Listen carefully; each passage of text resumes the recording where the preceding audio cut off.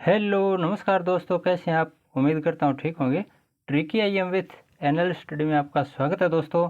और आज हम एक अन्य महत्वपूर्ण प्रश्नावली साधारण ब्याज से संबंधित महत्वपूर्ण शब्दावली है, वो भी समझने का प्रयास करेंगे। और उसका तो हम कुछ उदाहरण भी समझने का प्रयास करेंगे। तो शुरुआत करते हैं इन पंक्तियों के साथ। किसी ने सच ही कहा है, किसी ने सच ही कहा दोस्तों कि जो पानी से नहाएगा वह सिर्फ लिबास बदल सकता है। जो पानी से नहाएगा वह सिर्फ लिबास बदल सकता है, लेकिन जो पसीने से नहाएगा दोस्तों वह इतिहास बदल सकता है। हाँ दोस्तों, जो पसीने से नहाएगा अर्थात कड़ी मेहनत करेगा, अपने 24 घंटे में से रोज़ाना के जो 24 घंटे होते हैं उनमें से 14-15 घंटे पढ़ने का अभ्यास करेगा, पढ़ेगा, मेहनत करेगा, वो सफल ज़रूर होगा दोस्तों। कोई उसको रोक नहीं सकता। और अभी हमारा जो पशु परीक्षण का परिणाम आने वाला है, इसमें बहुत से दोस्त कई बार किस्मत के भी शिकार हो जाते हैं। उसी प्रकार से पशु परीक्षण का परिणाम आएगा, उसमें किस्मत के शिकार भी होने वाले हैं, लेकिन उनको घबराना नहीं है, क्योंकि आगे बहुत बड़ी भर्तियां आ रही हैं। तो वो तैयार हो जाएं आगामी जो परीक्षाएं हैं उनके लिए। जो सफल होंगे उनके लिए तो बहुत अधिक शुभकामनाएं, लेकिन जो असफल हो जाएं किसी वजह से, क्योंकि यहाँ नॉर्मलाइजेशन का एक बहुत बड़ा फंडा है जो कि होशियार को भी पीछे धकेल सकता है, जिसने मेहनत की थी उसको भी जाया कर सकता है। लेकिन हमें ऐसी परिस्थितियों के लिए हमेशा तैयार रहना चाहिए दोस्तों। और अगर सफल हो गए तब तो ठीक है, अगर फिर भी किसी प्रकार की कमी रह जाती है तो हमें आगामी परीक्षाएं हैं, आगामी एग्ज़ाम है, उनके लिए कमर कस लेनी है और 14-15 घंटे रोज़ाना पढ़ना है दोस्तों। तो आज एक बार फिर से संकल्प लीजिए कि हम पानी से नहीं पसीने से नहाएंगे और इतिहास को बदल कर दिखाएंगे दोस्तों। क्योंकि परिवार को हमारी आवश्यकता है, समाज को हमारी आवश्यकता है। परिस्थितियों को, चाहे कैसी भी विपरीत परिस्थितियाँ हैं, उनको अनुकूल बनाने के लिए हमें कटिबद्ध रहना पड़ेगा दोस्तों, तैयार रहना पड़ेगा, संकल्प लेना पड़ेगा और पढ़ाई में जुट जाइए। चलो शुरुआत करते हैं। महत्वपूर्ण शब्दावली साधारण ब्याज से संबंधित है, इसके बारे में। लेकिन दोस्तों, ये शब्दावली समझने से पहले हम एक उदाहरण के माध्यम से कुछ शब्दों को समझने की कोशिश कर रहे हैं। देखिए, जैसे क नाम का कोई व्यक्ति है, इसने क ने ख को धन दिया कितना, 100 रुपये। क ने 100 रुपये दिए हैं किसको, ख को। और ख ये रुपये 12 महीने बाद या 6 महीने बाद, 6 महीने बाद वापस लौटाता है। कितने, 120 रुपये वापस लौटा रहा है। ये हम मानकर चल रहे हैं सिर्फ समझने के लिए, क्योंकि ये जो भी प्रश्न गणित में हम हल करते हैं ये हमारे आस पड़ोस के ही प्रश्न होते हैं, कोई अलग से नहीं आते। हम रोज़ाना अपने व्यवहारिक जीवन में इनका प्रयोग करते हैं, प्रैक्टिकल करते हैं। तो क ने 100 रुपये उधार दिए हैं किसको, उधार दिए हैं ये ख को। लेकिन 6 माह के बाद ख इनको वापस लौटा देता है। 6 माह बाद ख ने वो रुपये वापस लौटा दिए, कितने, 100 नहीं दिए बल्कि कुछ और मिलाकर 120 रुपये चुकाए हैं। तब यहाँ देखिए, क ने 100 रुपये दिए थे ख को, ख ने वापस कितने चुकाए 6 महीने के बाद, 120 रुपये। तब ये 100 क्या है, एक बात तो ये ध्यान में रखनी है हमें, 120 क्या है और 6 माह है, ये क्या है, फालतू कितने रुपए दिए? 100 की जगह 120 दिए, तो 120 में से 100 घटा दो 20 रुपये फालतू दिए। ये 20 रुपये क्या है? बस यही इसके साधारण ब्याज के या चक्रवृद्धि ब्याज की शब्दावली है। मुख्य रूप से शब्दावली जैसे 100 रुपये ये उधार दिए गए हैं तो इनको बोलते हैं मूलधन। मूल जड़ मूलधन क्या आ गया इसमें? 100 रुपये आ गया ना। तो जो धन आप खुद इसकी परिभाषा बना सकते हो कि जो धन उधार दिया जाता है किसी निश्चित समय के लिए, जो धन उधार दिया जाता है वो मूलधन कहलाता है। अब 120 क्या है? 120 यानी कुछ समय बाद, चाहे वो 1 महीना हो, चाहे 12 महीने हो, चाहे 2 वर्ष हो, जितना भी समय है, कुछ समय बाद धन वापस चुकाया जाता है। लेकिन उतना नहीं, उसमें कुछ अतिरिक्त धन जोड़कर वापस चुकाया जाता है, तो उसको क्या कहते हैं? यानी सारा का सारा धन, एक तो मूलधन था 100 रुपये, 100 रुपये मूलधन था, उसके अलावा अन्य अतिरिक्त धन और जोड़ दिया। कितना जोड़ दिया इसमें? 100 में 20 रुपये और जोड़ दिए, तो ये कितने हो गए? 120 रुपये। इसको बोलते हैं मिश्र धन। 100 रुपये मूलधन था, 120 रुपये मिश्र धन हो गया। अब अतिरिक्त धन जोड़ा कितना, उसको बोलते हैं ब्याज। अब ये 100 की जगह 120 चुका रहे हैं, खैर 100 की जगह कितने रुपए चुकाए? 120। तो ये फालतू जो धन चुका रहे हैं, अतिरिक्त धन चुका रहे हैं, इसको बोलते हैं ब्याज। तो ब्याज कितना दिया? 20 रुपये। कैसे आया 20 रुपये? 120 में से 100 घटाने पर। मिश्र धन 120 क्या था? मिश्र धन। मिश्र धन 120 है, इसमें से मूलधन घटा दिया, मिश्र धन माइनस मूलधन, 120 माइनस 100 सूत्र बन जाता है। ब्याज ज्ञात करने के लिए मिश्र धन में से मूलधन घटा दो, अर्थात मिश्र धन माइनस मूलधन बराबर क्या होता है? ब्याज, जो कि हमारा यहाँ कितना हो चुका है? 20 रुपये। तो 20 रुपये अर्थात अतिरिक्त धन चुकाया गया, वो तो है ब्याज। और जो मूलधन है, जो उधार दिया गया था, वो है मूलधन। और ब्याज तथा मूलधन, ब्याज तथा मूलधन ये दोनों जोड़कर क्या बनते हैं? मिश्र धन। ब्याज में मूलधन या मूलधन में ब्याज जोड़कर जो वापस धन चुकाया जाता है उसको मिश्र धन बोलते हैं। इस प्रकार से हम मुख्य शब्दावली है वो समझ चुके हैं। और समय ये क्या है? समय 6 महीने, इसको क्या कहते हैं? समय या टाइम। संक्षेप में इसको टी भी लिखा हुआ मिल सकता है आपको पेपर में।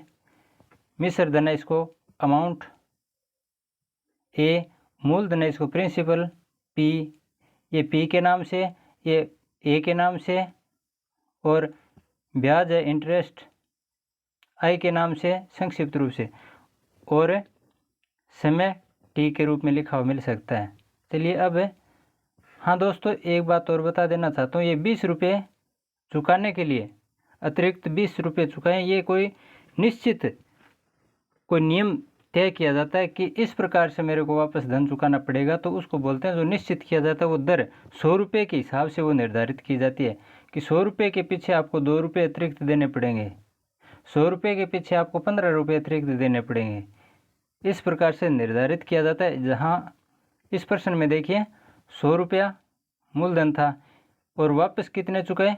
120। तो ये 20 रुपये अतिरिक्त चुकाए गए हैं। ये ब्याज जो चुकाया गया है इसका कोई निश्चित रेट है, दर है, वो निर्धारित किया गया है, उसे बोलते हैं दर, और वो वार्षिक होती है।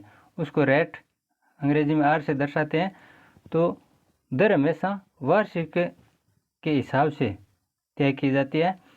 अब देखिए इसमें मूलधन वह धन है जो किसी व्यक्ति से उधार लिया जाता है। जैसे कैसे उधार लिया था किसने? खे ने, तो वो धन क्या हो गया? मूलधन। अथवा किसी व्यक्ति को उधार दिया जाता है, उधार दिया, कै ने उधार दिया था खे को, या खे ने उधार लिया था कैसे। इस प्रकार से उधार जो धन दिया जाता है, कहने का भाव इतना ही है कि जो धन उधार दिया जाता है उसे मूलधन कहते हैं। इसे पी से प्रदर्शित करते हैं, यानी प्रिंसिपल। समय, टाइम। ब्याज की गणना करने के लिए समय को हमेशा वर्ष में रखना चाहिए। ये बताया गया है कि समय को हमेशा वर्ष में बदल लेना चाहिए। वर्ष में परिवर्तन हेतु कई बार दिनों की संख्या दे देते हैं, तो एक वर्ष में 365 से 1/4 दिन होते हैं। 1/4 को छोड़ दीजिए, एक वर्ष में 365 दिन होते हैं, तो 365 का भाग लगा दो किस में, जितना भी समय दे रखा है, 73 दिन दे रखे मान लेते हैं। किसी प्रश्न में 73 दिन दे दिए, तो आप 73 में 365 का भाग लगा दो, तब वो वर्ष बन जाएगा। और एक वर्ष में 12 महीने होते हैं, तो किसी प्रश्न में हो सकता है 7 महीने का समय दे दिया, 7 महीने बाद कितना धन चुकाना पड़ेगा, तो 7 में 12 का भाग लगा दो, ये वर्ष में चेंज हो गया। इसके अतिरिक्त दिनांक आने पर लेने या देने का एक दिन छोड़ दिया जाता है दोस्तों। कैसे? जैसे 20 मार्च से लेकर आगे 15 अप्रैल तक, ये समय कितने दिन हो गए? 20 मार्च से 15 अप्रैल तक का अगर समय हमें ज्ञात करना पड़े, समय की गणना करेंगे, तो या तो 20 मार्च को छोड़ दो या 15 अप्रैल को छोड़ दो, एक दिन छोड़ना पड़ेगा दोनों में से, क्योंकि 20 मार्च से शुरुआत हुई है, 20 मार्च से शुरुआत हुई है, तो एक दिन कब बनेगा? 21 मार्च को बनेगा। एक दिन पूरा कब होता है? 21 मार्च को बनता है। इस प्रकार से एक दिन 20 अगर जोड़ लिया, 15 भी जोड़ लिया, दोनों को जोड़ लिया, तो एक कम करो इसमें से। ये लिखा गया है कि दिनांक आने पर लेने या देने का एक दिन छोड़ दिया जाता है। जैसे देने वाला दिन 20 मार्च है और लेने वाला दिन 15 अप्रैल है। कोई एक दिन छोड़ दो, 15 अप्रैल छोड़ेंगे तो 14 अप्रैल तक, अगर 20 मार्च छोड़ेंगे तो 21 मार्च से। इस प्रकार से एक दिन कम कर दिया जाता है। दर का मतलब होता है 100 रुपये पर 100 रुपये मूलधन है, उस पर एक वर्ष में जो ब्याज तय किया जाता है उसे ब्याज की दर कहते हैं। इसे आर के द्वारा प्रदर्शित किया जाता है। आर अर्थात रेट। 100 रुपये के पीछे ब्याज निर्धारित किया जाता है, वो दर होती है। आगे देखिए, ब्याज। उधार लिया गया धन वापस लौटाते समय मूलधन के अतिरिक्त कुछ धन दिया जाता है। जैसे हमने उस उदाहरण में देखा था, 100 रुपये की जगह 120 रुपये लौटाए, तो जो अतिरिक्त 20 रुपये थे वो ब्याज है। इस अतिरिक्त धन को क्या कहते हैं? ब्याज कहते हैं। साधारण ब्याज यानी सिंपल इंटरेस्ट। जो ब्याज केवल मूलधन पर एक निश्चित समय के लिए एक ही दर पर लगाया जाता है उसे साधारण ब्याज कहते हैं। इसे SI यानी सिंपल इंटरेस्ट के द्वारा प्रदर्शित किया जाता है। इसमें ध्यान से देखिए, एक तो चक्रवर्ती ब्याज होता है, एक साधारण ब्याज होता है, दोनों में फर्क है। क्या है कि जो ब्याज केवल मूलधन पर एक निश्चित समय के लिए, कोई निश्चित समय, उसके लिए एक ही दर पर लगाया जाता है, जबकि चक्रवर्ती ब्याज होता है वो क्या होता है? उसमें कोई समय 12 महीने, वार्षिक या 6 माह, किसी प्रकार से त्रैमासिक चक्रवर्ती ब्याज हो सकता है। वो आगे हम समझेंगे चक्रवर्ती ब्याज में, तब देखेंगे कि चक्रवर्ती ब्याज में अगर 6 महीने के लिए हमने समय निश्चित किया है, तो 6 महीने जैसे पूरे होंगे उसके बाद जो ब्याज बनेगा उसका भी दोबारा से ब्याज लिया जाएगा, जबकि इसमें ऐसा नहीं होता। साधारण ब्याज में सिर्फ और सिर्फ मूलधन पर ब्याज लिया जाता है, ब्याज पर ब्याज नहीं लिया जाता है। जबकि चक्रवर्ती ब्याज में निश्चित समय के बाद ब्याज को मूलधन में जोड़कर नए सिरे से मूलधन बनाया जाता है, यानी ब्याज और मूलधन जोड़कर जो मिश्र धन बना, उस मिश्र धन का फिर क्या होता है? ब्याज शुरू हो जाता है आगे से, नए सिरे से। इस प्रकार उसकी गणना हर 6 महीने या 3 महीने या वार्षिक, जैसे भी हो, चक्रवर्ती ब्याज में ब्याज का ब्याज लिया जाता है। जबकि साधारण ब्याज में सिर्फ मूलधन का ब्याज लिया जाता है। आगे देखिए मिश्र धन। मूलधन और ब्याज को मिलाकर लौटाई जाने वाली राशि मिश्र धन कहलाती है। इसे अमाउंट यानी एक द्वारा प्रदर्शित किया जाता है। मिश्र धन वाले प्रश्नों में निम्न शब्द देखने को मिल सकते हैं। कौन कौन से शब्द? जैसे कितना मिलेगा, ये शब्द आ गया। कई बार मिश्र धन ज्ञात करना है या नहीं करना है, क्या मूलधन ज्ञात करना है, हमें पता नहीं होता है। प्रश्न में कुछ शब्दावली इस प्रकार से प्रयोग की जाती है कि जिसको समझने में कठिनाई होती है। हम सोचने के लिए मजबूर हो जाते हैं कि इसमें ज्ञात क्या करना है। तब ये शब्द पकड़ना दोस्तों, कितना मिलेगा अगर ये लिखा हुआ है प्रश्न में कहीं भी, तो इसका मतलब मिश्र धन ज्ञात करना है। कितना चुकाएगा ये लिखा हुआ अगर आता है तो भी हमें मिश्र धन ज्ञात करना है। कितना हो जाएगा, कितना प्राप्त होगा, इस प्रकार के शब्द अगर प्रश्न में लिखे हुए कहीं मिलते हैं लाइन में, तो हमें मिश्र धन ही ज्ञात करना पड़ेगा दोस्तों। आगे देखिए, इनसे संबंधित कुछ महत्वपूर्ण सूत्र हैं। वैसे तो उस उदाहरण में हम समझ कर आ चुके हैं। मिश्र धन, मिश्र धन क्या होता है? मूलधन प्लस ब्याज, मूलधन में ब्याज जोड़ दो। हमने जो शुरुआत में एक उदाहरण लिया था उसमें 120 बराबर 100 प्लस 20 इस प्रकार से लिखे थे। ऐसे था ना। 100 रुपये कै ने उधार दिए थे और ख ने 20 रुपये मिलाकर 100 में 20 रुपये और मिलाकर वापस कै को कितने दिए थे? 120 रुपये। बस वही है, 120 रुपये यानी मिश्र धन था। मिश्र धन कैसे ज्ञात किया? मूलधन में ब्याज जोड़ दिया। तो मूलधन प्लस ब्याज जुड़कर क्या बनता है? मिश्र धन। इसी प्रकार मूलधन ज्ञात करना है तो मिश्र धन में से ब्याज घटा दो। कैसे? जैसे मूलधन है, ये ज्ञात करना है। कै ने 100 रुपये उधार दिए थे ना, तब हो सकता है हमें 100 रुपये लिखे हुए नहीं मिले, हमें ज्ञात करना है तो मिश्र धन तो लिखा हुआ मिलेगा। मिश्र धन कितना था? 120। इसमें से ब्याज को घटा दो 20 को। ब्याज कितना दिया था ख ने? 20 रुपये।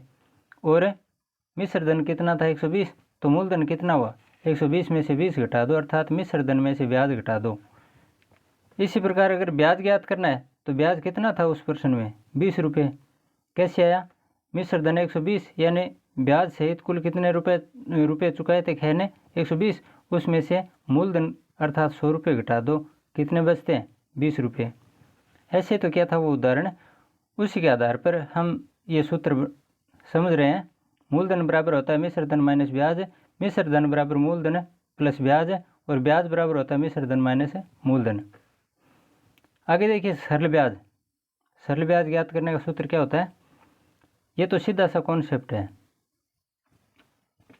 लेकिन समय, दर, मूलधन इनके माध्यम से अगर सरल ब्याज ज्ञात करना है तो एक सूत्र बनता है मूलधन गुणा दर गुणा समय, तीनों का गुणा कर दो और बट्टे 100। दर हमेशा प्रतिशत में आती है तो वो प्रतिशत हटाने के लिए 100 का भाग लगाते हैं। शत का मतलब होता है 100। बार बार आपको बताया हुआ है कि शत अर्थात 100 सैकड़ा। प्रतिशत हटाने के लिए 100 का भाग लगा दीजिए। जैसे मूलधन है, कोई प्रश्न है, अतिरिक्त प्रश्न ले लेते हैं। कोई प्रश्न है उसमें मूलधन है 5000 रुपये, गुणा दर है 5%। कितने? 5% है। यहाँ आगे प्रतिशत में लिखा हुआ मिलेगा दर, तो प्रतिशत हटाने के लिए बटे 100 करना पड़ेगा हमें, गुणा समय मान लेते हैं 5 वर्ष के लिए। तो इस प्रकार से मूलधन गुणा दर गुणा समय, यही होता है सरल ब्याज ज्ञात करने का सूत्र।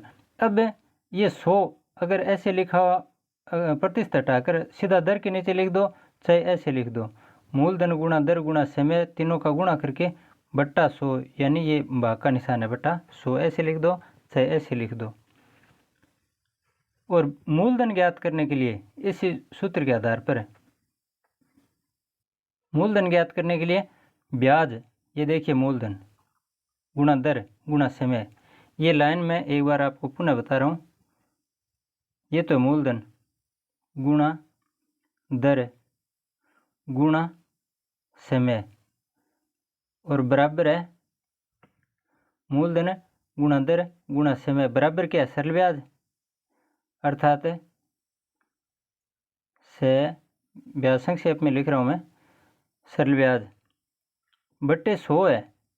इनके बटे क्या है 100, यहाँ 100, इनके नीचे कुछ नहीं है तो बटा 1। अब तिरछा गुणा होगा क्योंकि यहाँ बराबर का निशान है। बराबर का निशान हटाने हल करने के लिए तिरछा गुणा किया जाता है, वज्र गुणा किया जाता है। 100 का गुणा होगा सरल ब्याज से, तो सरल ब्याज गुणा 100, ये देखिए ब्याज गुणा 100, ब्याज गुणा 100 है ना। मूलधन ज्ञात करने के लिए इस सूत्र की बात कर रहा हूँ, ब्याज गुणा 100, ब्याज गुणा 100, ये इस प्रकार से तिरछा गुणा हो गया। हमें ज्ञात करना मूलधन, तो मूलधन के पास गुणा में और क्या संख्या बची है, एक तो दर एक समय, इसका बराबर की संख्या में भाग लग जाएगा। फिर मूलधन ज्ञात करना है तो दर गुणा समय का भाग लगा दो, अगर दर ज्ञात करनी है तो समय गुणा मूलधन का भाग लगा दो, और समय ज्ञात करना है तो दर गुणा मूलधन का भाग लगा दो। यही लिखा है इसमें, मूलधन ज्ञात करना है तो दर गुणा समय, दर गुणा समय का भाग लगा दिया। इसी प्रकार अगर दर ज्ञात करनी है, छठे में देखिए दर ज्ञात करनी है, ये दर है, ये ज्ञात करनी है तो मूलधन गुणा समय का भाग लगा दो, मूलधन गुणा समय। सातवें में देखिए समय ज्ञात करना है, ये समय ज्ञात करना तो इसके साथ गुणा क्या है, गुणा किसका हुआ मूलधन गुणा दर का, मूलधन गुणा दर का भाग लगा दो। ब्याज गुणा 100, यानी ये ब्याज गुणा 100, ये तिरछा गुणा किया, ब्याज गुणा 100 में भाग लगा दिया किसका, समय ज्ञात करने के लिए मूलधन गुणा दर का।